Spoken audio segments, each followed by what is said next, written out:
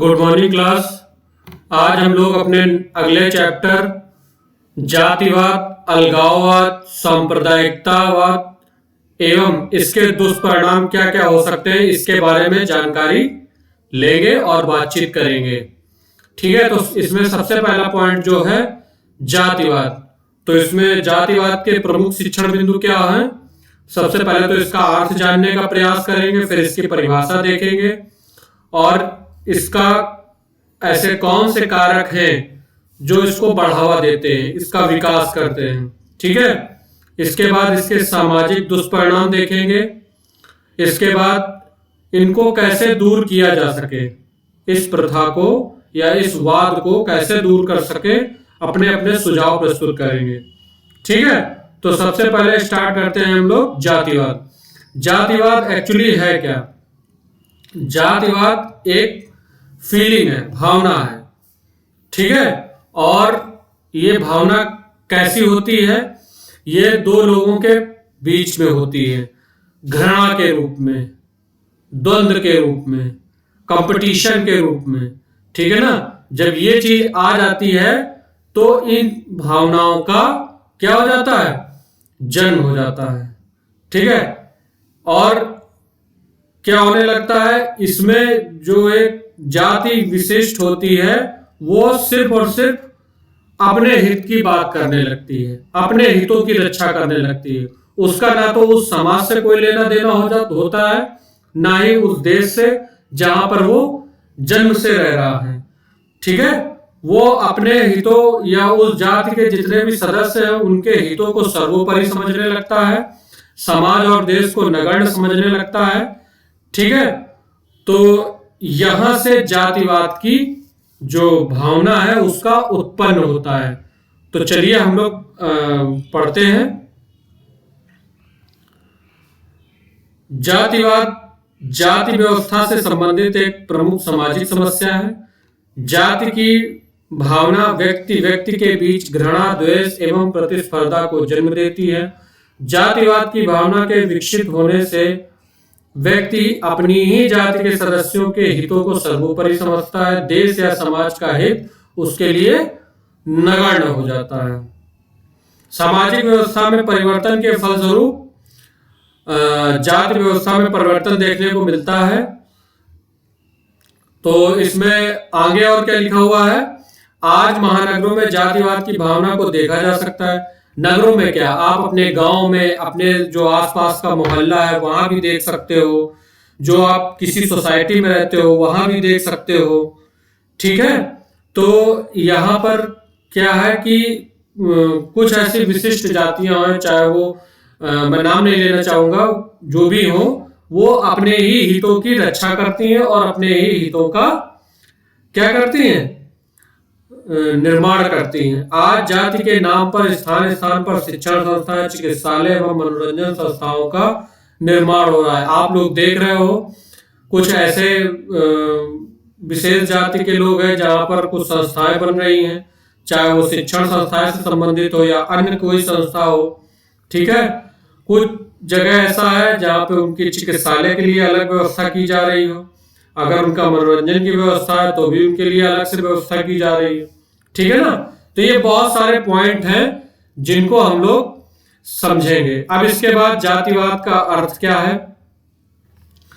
जातिवाद एक जाति के सदस्यों की वह भावना है जो अपनी जाति के हित के सम्मुख अन्य जातियों के समान हितों की अवहेलना और प्रायः हनन करने को प्रेरित करती है।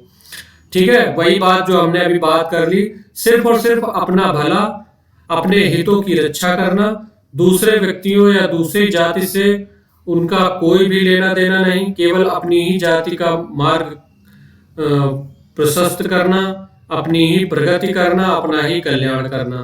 तो ये सब जातिवाद के अर्थ के अंतर्गत आ जाएगा।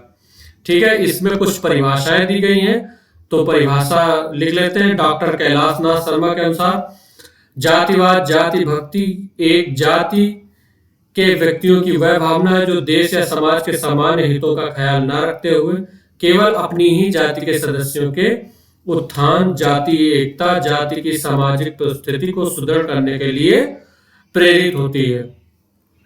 ठीक है ना, तो यही सारे पॉइंट लिखे हुए हैं जो हम लोग आपस में भी डिस्कस कर चुके हैं, तो इसको आप लोग देख लीजिएगा, जो ना समझ में आए वो पूछ लीजिएगा। नेक्स्ट पॉइंट हम लोग आते हैं जातिवाद विकास के प्रमुख कारक, यानी कि कौन कौन से ऐसे एलिमेंट्स हैं जिसके कारण इसका उदय हो रहा है और ये दिन प्रतिदिन इसका विकास होता जा रहा है। जैसे विवाह संबंधी प्रतिबंध, आप लोग देखते होंगे कि आप जो आपकी भाई बहन किसी का भी रिश्ता आता होगा तो वो लोग कहते होंगे कि नहीं ये हमारे स्तर से थोड़े नीचे हैं, नहीं ये हमारे स्तर से थोड़े ऊपर हैं, ये इतने के हैं वो उतने के हैं, ठीक है, आपको इस कास्ट में शादी नहीं करनी है, आपको उस कास्ट में बहुत सारे प्रतिबंध लगे होते हैं। तो वहां से भी क्या होता है, जातिवाद का उदय होता है। इसके बाद नेक्स्ट पॉइंट है जो आपका जातिवाद का उद्गम स्रोत। उद्गम स्रोत क्या है? सबसे पहले खान पान, व्यवसाय, आप जहां जन्म लेते हो, जन्म तो आपका प्रमुख आधार है, जन्म से ही आपका डिसाइड हो जाता है कि आप किस जाति के हो, ठीक है ना, क्योंकि बालक तो अबोध होता है, उसको तो कुछ ज्ञान होता नहीं है, लेकिन पता चला आपने किसी विशेष जाति में आपने जन्म लिया तो आपकी वो जाति हो जाती है, फिर वैसे ही आपकी सोच डेवलप की जाती है।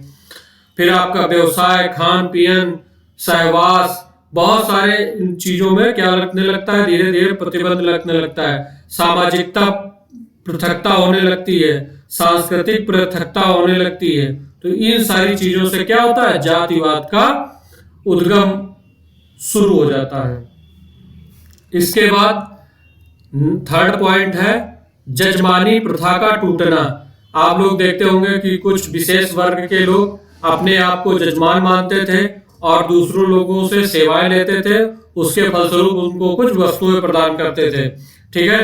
तो इसका जो ये प्रथा है इसको तोड़ते जाके जो नीची जाति के लोग होते थे उन्होंने आज अपना स्थान और ऊपर कर दिया है, ठीक है ना, या जो ऊपर ऊंची जाति के लोग थे उन्होंने अपना स्थान बिल्कुल नीचे कर दिया है, यानी कि जो एक व्यवस्था बनाई गई थी उसमें परिवर्तन कर दिया है, ठीक है। तो यही बहुत सारे कारण हैं जिसके कारण जातिवाद की भावना का क्या हो रहा है, आरंभ हो रहा है। या फिर हम बात ये कर सकते हैं कि अब हम ही जिस जाति में है उसमें जो धनी लोग हैं, जो कुछ ऐसे लोग हैं जो अपने संपत्ति से क्या कहते हैं कि काफी शक्तिशाली है, और जो हमारी ही जाति के कुछ ऐसे गरीब लोग हैं जिनकी वो बिल्कुल भी कदर नहीं करते, वहां से भी। इसके बाद प्रचार व यातायात के साधनों में वृद्धि। आप लोग देख रहे हैं कि हम लोग डिजिटल युग में पहुंच रहे हैं धीरे धीरे, तो उसी प्रकार से जो हमारी जाति का प्रचार प्रसार है, दूसरे लोगों तक पहुंचाना, वो भी आजकल तेज हो गया है, ठीक है ना। तो जो जातिवाद की भावना है वो और भी बहुत देश के कोने कोने तक, समाज के कोने कोने तक फैलती चली जा रही है। इसके बाद अगला पॉइंट है विभिन्न जाति संगठन। आप लोग देख रहे होंगे कि नगर में, औद्योगिक में, क्षेत्र में, समाज में, और मतलब बहुत सारी जातियों के संगठन हो, चाहे वो ऊंची जाति से संबंधित हो, चाहे वो नीची जाति से संबंधित हो, चाहे वो किसी मजदूर यूनियन का सवाल हो, या फिर किसी राजनीतिक क्षेत्र से संबंधित हो। तो उसमें क्या होता है कि जो जाति संबंधी समस्याएं होती हैं, हितें होती हैं, उनको आगे रखा जाता है और अपने हितों का पालन करवाया जाता है।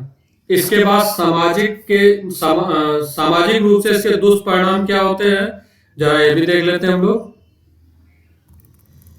फर्स्ट पॉइंट है प्रजातंत्र के लिए घातक, यानी कि जो हमारी समानता, स्वतंत्रता, न्याय, बंधुता तथा समदृष्टि है उसमें इनका उल्टा होने लगेगा। समानता की जगह असमानता होने लगेगी, अन्याय होने लगेगा, स्वहित आने लगेगा, और समदृष्टि की जगह विषम दृष्टि होने लगेगी, ठीक है। राष्ट्रीयता के विकास में बाधा। जो हम ऐसे देश के एकता की बात करते हैं जहां पर सभी लोग सामूहिक अपना योगदान प्रदान करते हैं, वहां पर सामूहिक योगदान न देकर अपने हितों को ध्यान में रखते हुए अपने समाज के, अपने जाति के लोगों की ही विकास में लग जाएंगे, जिससे राष्ट्र का विकास रुक जाएगा। अगला पॉइंट है नैतिक पतन। जो हमारे नैतिक विचार हैं, जो हमारे नैतिक कर्तव्य हैं, उत्तरदायित्व हैं, उनका क्या होने लगेगा? पतन होने लगेगा, और हमारी जो विचारधारा बिल्कुल संकीर्ण हो जाएगी, और उस विचारधारा के स्वरूप हम केवल और केवल अपने ही हितों की बात करेंगे, दूसरे के हितों को नकार देंगे। ठीक है ना? भाई भतीजावाद को प्रोत्साहन, जब जाति आएगी तो वो अपने ही व्यक्तियों के बढ़ोतरी की बात करेगी, अपने ही जो परिवार के लोग हैं उन्हीं की आगे चल के बात करेगी। ठीक है ना? तो इस वजह से क्या होगा? भाई भतीजावाद को प्रोत्साहन मिलने लगेगा, यानी कि जो परिवार में सदस्य हैं उन्हीं को लाभ पहुंचाने का प्रयास किया जाएगा, जो कि गैर कानूनी होगा और जिससे समाज को हानि पहुंच सकती होगी। जैसे आप लोग देख रहे हो इस समय, अगर हम किसी विशेष जो हमारी पूर्व मुख्यमंत्री थे, तो इसमें कुछ ऐसा देखने को मिल रहा था। ठीक है ना? तो अगला पॉइंट है सामाजिक एकता में बाधक। जो हमने एकता की बात करी थी, सद्भावना की बात करी थी, ठीक है ना, तो वो छिन्न भिन्न हो जाएगी, और हम एक एकीकृत देश की बात कर रहे थे तो उसकी हम संकल्पना बिल्कुल नहीं कर पाएंगे।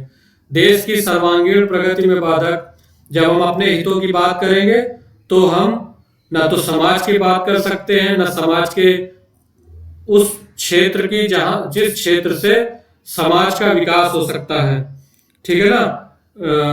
जो हमारी बहुमुखी प्रतिभा होगी उसमें क्या आ जाएगी? संकीर्णता आ जाएगी, केवल और केवल अपने ही हितों की बात होने लगेगी। ठीक है? नेक्स्ट है सामाजिक तनाव। इससे दूसरे जातियों में विरोधाभास उत्पन्न होगा, आपस में तनाव में वृद्धि हो जाएगी। ठीक है ना? ये चीज है। इसके बाद इसको समाप्त करने के क्या सुझाव हो सकते हैं? सबसे पहले जाति विरोधी शिक्षा। हमको ऐसी शिक्षा प्रदान करनी चाहिए, ऐसे दृष्टांत उपमाएं देनी चाहिए, उदाहरण देने चाहिए, कथाएं सुनानी चाहिए, जिससे कि जो जातिवाद है वो खत्म किया जा सके, और जो लोगों में नकारात्मक भावनाएं हैं उनको सकारात्मक क्या कर सकें? बदल सकें, लोगों के प्रति घृणा की जगह प्रेम उत्पन्न कर सकें। इसके बाद अंतर विवाह के साथ साथ अंतर जातीय विवाह का भी समर्थन करना चाहिए। जो हम लोगों ने विवाह का विरोध किया था ऊपर, तो हम लोग जातिवाद को खत्म करने के लिए अंतर जातीय विवाह का भी समर्थन कर सकते हैं कि नहीं, अगर ऊंची जाति का नीची जाति में, नीची जाति का ऊंची जाति में अगर वो विवाह कर लेता है तो हमको इसको अपने समाज में क्या करना चाहिए? अपना लेना चाहिए, जिससे कि जो जातिवाद की भावना है वो समाप्त हो जाएगी। इसके बाद जाति बोधक नामों का बहिष्करण।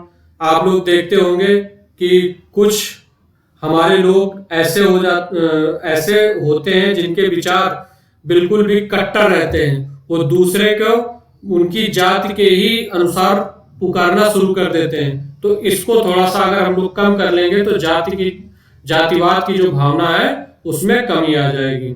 जो मनु महाराज के द्वारा श्रेणीबद्ध ऊंच नीच की भावना उत्पन्न की गई थी, अगर वो आज हम लोग आपस में मिलकर बैठकर अपने मानसिक जो स्थिति है उसको दूर करके, जो हमारे मन में जाति की भावनाएं घुसी हैं उनको दूर कर दे, तो जातीय श्रेणीबद्धता को भी समाप्त किया जा सकता है। संगठनों को हतोत्साहित करना।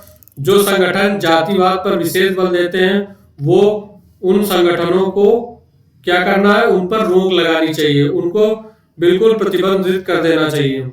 नए प्रकार के सामाजिक व सांस्कृतिक संगठन, हमको ऐसे सामाजिक संगठन और सांस्कृतिक संगठन की रचना करनी चाहिए जिससे कि हमारे समाज में जो जाति की भावना है वो हट जाए, जातिवाद की भावना बिल्कुल समाप्त हो जाए, लोग आपस में अपनी संस्कृति को जाने, अपने सामाजिक विकास को जाने और अपना सर्वांगीण विकास करें, और साथ ही साथ देश का भी सर्वांगीण विकास करें तथा प्रगति में सहयोग करें।